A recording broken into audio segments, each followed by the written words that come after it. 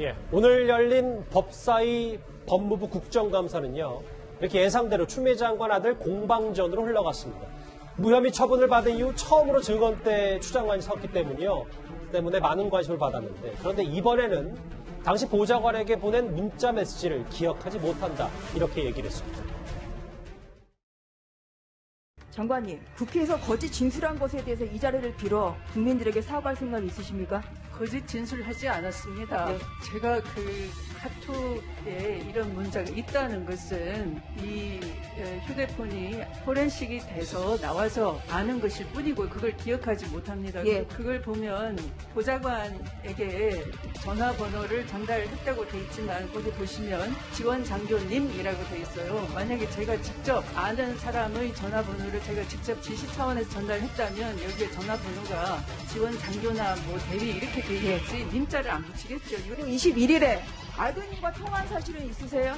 아들과 통화한 기억은 없어요. 아마 예. 없을 겁니다. 6월 14일, 6월 21일, 6월 25일 보좌관에게 군부대 관계자에게 전화하라고 지시한 사실이 없다는데 이렇게 말씀하셨습니다. 맞죠? 그러면 25일 보좌관으로부터 보고받은 사실도 없으신 거죠? 25일. 예. 어떻게 다 기억하겠어요. 기억하시겠냐고 4년 전 전화. 기억이 안 나십니까? 아니 기억은 못해요. 그 이번 아드님 국무이탈 사건에서 국민들은 대한민국 국무이탈 사건이 검찰과 아닙니다.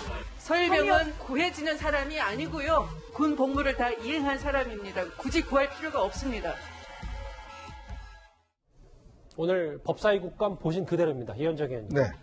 거짓말 논란, 거짓 해명 꽤 추미애 장관을 둘러싼 의혹 중에 하나였는데, 기억하지 못한다. 그리고 당시 보좌관에게 카톡을 보낸 사실에 대해서 님이라고 저장했기 때문에 직접 아는 사람 지시자로 선달했다면 님이라는 자를 안 붙였을 것이다. 이런 해명을 했거든요. 제가 오늘 저 일문일단 내용을 쭉 들어보면서 느끼는 감정이 참 추미애 장관은 편리하시다라는 생각이 들어요. 참 기억도 굉장히 선택적으로 하시는 것 같아요. 자신에게 불리한 거는 기억이 없다라고 이야기를 하고 자신이 주장한 것에 대해서는 굉장히 자세하게 기억력을 되살려야 됩니다. 오늘 보니까 나경원 전 원내대표에 대한 사건에 대해서는 물으니까 굉장히 상세하게 답변하더라고요. 근데 자신과 관련된 문제에 대해서는 기억이 없다라고 이야기를 하고 있습니다. 자, 이 문제가요. 금방 나온 문제가 아닙니다. 예. 지난해 12월 달에 추미애 장관 인사청문회부터 나왔던 문제입니다. 자, 그리고 그 고발이 1월 달에 됐어요.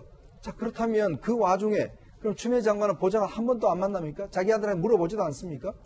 근데 지금 와서 다 어떤 면에서 국회에 나와서 그렇게 연락한 적이 없다. 내가 왜 보좌관한테 지시합니까? 그렇게 당당하게 이야기하셨던 분이 이제 그 사실이 공개가 되니까 기억나지 않는다? 정말 어떻게 저런 선택적인 기억력 가지고 장관하시는지 모르겠어요. 정말요. 저는 이 국회의 모습을 보면서 정말 국회의원들 농락하고 있지 않냐는 그런 느낌이 들 정도인데 정말 어쩌면 님자를 붙였기 때문에 자기가 지시한 건 아니다. 지원 장교 님자 붙었기 때문에 자기가 지시한 게 아니라 아들이 보낸 걸 그냥 단순히 보냈다라고 이야기를 하시는데 제가 국어를 다시 배워야 될 것 같습니다. 알겠습니다. 자, 차편왕님. 근데 약간 추 장관의 목소리가 기억을 못한다라는 얘기까지 한 걸 보니 이 국감장 같은 경우는 위중 문제가 있기 때문에 추 장관도 신경을 쓰지 않을 수가 없었던 겁니까? 네, 대정부 질의 같은 경우는 뭐 위증과 관련된 법적인 조항이 없습니다. 그곳에서 거짓말을 한다 하더라도 국회법에 의거해서 처벌을 하거나 고소고발을 할 수 있는 관련 조항들이 사실은 미비한데 저는 이게 제도적 보완이 되어야 된다고 봐요. 국무위원이 나와서 국회의원 말에 대놓고 거짓말을 하는데 처벌할 수 없다면 국회의 기능이 제 역할을 못하는 거 아니겠습니까? 일단 그 부분은 차치하고 국정감사에서는 증인 선서를 합니다. 따라서 위증을 하게 되면 본인의 선서에 근거해서 위증죄로 고소고발, 처벌까지 당할 수가 있습니다.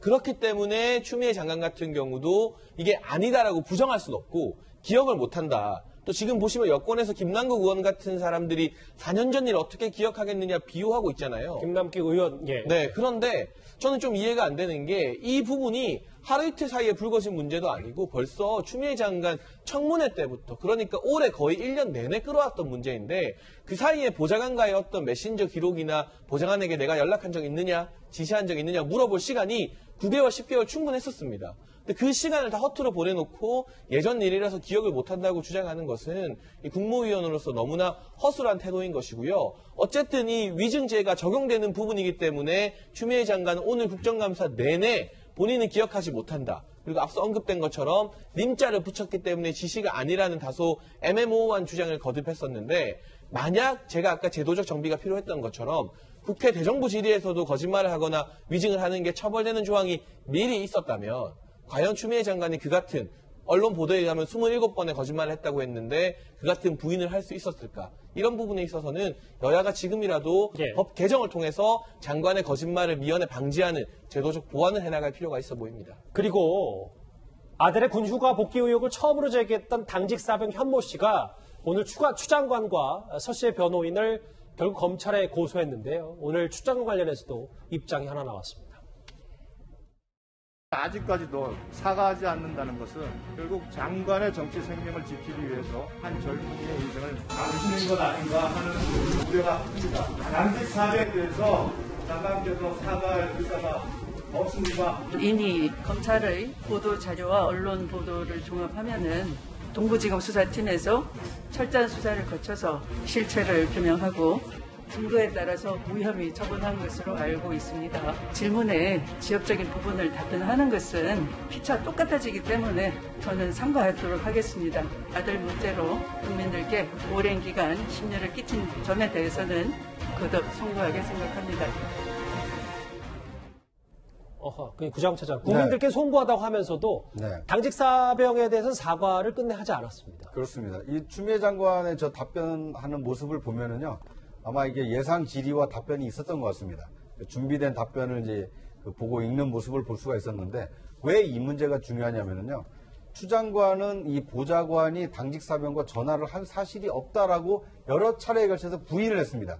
그러니까 휴가 연장과 관련해서 보좌관이 전화한 사실이 없다라고 분명히 얘기를 했는데, 검찰 수사 결과에서는 그 전화번호를 지원장교 전화번호를 주고 또 실제로 보좌관은 이 지원장교와 통화를 한 내용이 검찰 수사를 통해서 밝혀진 겁니다. 그러니까 추 장관의 어떤 얘기는 그동안의 주장은 이 허위 사실로 볼 수가 있고 또 허위 사실에 따른 명예훼손을 그 당직 사병은 받았다라고 볼 개연성이 있기 때문에 예. 이제 사과를 요구를 하고 있는 것이거든요. 그런데 이제 지엽적인 문제니까 답변하는 걸 삼가겠다라고 회피해 가기 때문에 이 당사자인 당직 사병이 이 법률 고소를 통해서 자신의 명예를 회복하겠다라고 결국 이제 고소에까지 이르게 된 것입니다. 추 장관이 만약에 사과를 했었으면 고소 취하한다고 당직병 쪽에서 그랬었죠. 그렇습니다. 그러니까 어떻게 보면 사과를 해서 호미로 막을 수 있었던 일을 저렇게 지엽적인 문제라서 답변을 삼가하겠다라고 저렇게 얘기하면서 결국 고소장이 접수가 돼서 이 가래로도 막지 못하고 굉장히 이게 앞으로도 이 고소 사건이 고소 검찰 수사 단계 또 재판 단계에서 어떻게 진행되는지 계속 그 일이 이게 커지지 않겠습니까? 그러니까 어떻게 보면 간단히 해결할 문제를 너무나 좀 키우고 있는 거 아닌가 상당히 좀 안타까운 생각이 듭니다. 오늘 국감장의 핵심은 한 3가지 정도였습니다. 첫 번째 보신 것처럼 당시 장교에게 장교 번호를 당시 보좌관에게 넘겨준 사실 기억 못한다. 그리고 당직 사병에게는 직접적인 오늘 추 장관의 사과는 없었습니다. 마지막 3번째 이뿐만이 아닙니다. 추 장관의 답변 태도가 또 논란을 빚었는데요. 저희가 화면으로 준비를 했습니다. 국회 속기록이나 이런 걸 다 직접 보진 않았지만 언론 보도를 보니까 9월 한 달 동안에 국회에 와서 장관님이 했던 거짓말 횟수가 27번. 27번이나 들어보세요. 27번이나 윽박 질렀죠. 9달간의 그런 전말을 생각해보면 상당히 어처구니 없고 소설이 소설로 끝난 것이 아니고 정말 이건 장편 소설을 쓰려고 했구나. 또 소설. 여당의 박범계 의원도 있었어요. 이제 오늘은 또 장편소설 얘기까지 나왔는데 장혜치 평론가님. 국민들도 어느 정도는 이제 정말 정책 얘기, 법사위의 정책 얘기를 듣고 싶으면서도 추 장관의 또 저런 고압적인 태도가 다시 한번 또 공방을 불러일으키는 건 아닌가라는 생각도 동시에 드는데요. 소설 쓰시네 이야기 했다가 우회적으로 사과했었잖아요. 사실은 이게 혼잣말이었다. 그랬는데 또 장편 소설 이야기하니까 박범계 의원이 웃어버렸는데 박범계 의원이 웃을 일이 아니죠. 사실은 이 소설 쓴다는 발언이 야당 의원을 무시하는 것이지만 궁극적으로 보면 국회라는 공간을 무시하는 겁니다. 예. 국무위원은 국회의원들의 견제와 감시를 받는 직책인 건데 그 자리에 나와서 소설 시즌으로 한바탕 평지풍파를 일으키고 다시금 또 소설을 언급한다는 건 국회 전체, 국감의 기능 전체를 사실상 내 아래로 본다는 것이죠. 아무리 여당 당대표 했었고 5선의 이 다선 의원 출신이라고 해도 장관이면 장관답게 국회를 존중하는 태도를 보여야지 이건 야당 무시, 국회 무시, 나아가서 그 국회의원들을 뽑아준 저는 국민 무시입니다. 여당 의원들이 이걸 가만히 두고 볼 게 아니라 따끔하게 질책을 해야 되는 부분이에요. 국회의 기강, 나아가 국민의 권리를 지키기 위해서. 그리고 여기서 가장 문제가 되는 건 추미애 장관의 태도 이야기는 우리가 너무 많이 했잖아요. 저는 윤호중 법사위원장 이야기 좀 하고 싶습니다. 이 법사위원장 자리 가져가겠다고 야당과 그 난리를 치면서 21대 개헌부터 싸워서 결국 모든 상임위를 지금 여당이 다 독식했습니다. 국회 부의장도 아직 야당이 안 받고 있어요. 그런 난리를 치면서 법사위원장이 되셨으면 중립과 정도를 지켜야 될 거 아니겠습니까? 근데 최초에 추미애 장관이 소설 쓰시다 이야기했을 때 윤호중 위원장이 아무런 제지 안 했습니다. 오늘 장편 소설 이야기 나왔는데 제지했다는 이야기 또 없거든요. 알겠습니다. 법사위원장으로서 중심을 잡아야 이 법사위가 제대로 돌아갈 텐데 그러지 못하니 사실 이 정쟁을 야당이 하기 싫고 정책 이야기를 하고 싶어도 해도 너무한 태도 때문에 계속해서 태도 문제에 이 국회가 자꾸 집중되는 것이 아닌가 하는 그 아쉬움, 그 본질적인 책임은 상임위 위원장이 져야 되는 것이죠. 알겠습니다. 아들 문제 또 공방전 있었습니다. 추미애 장관과 법사 얘기까지 정리를 해봤습니다. 이 소식 여기까지고요. 다음 주제 이 얘기가 기다리고 있습니다.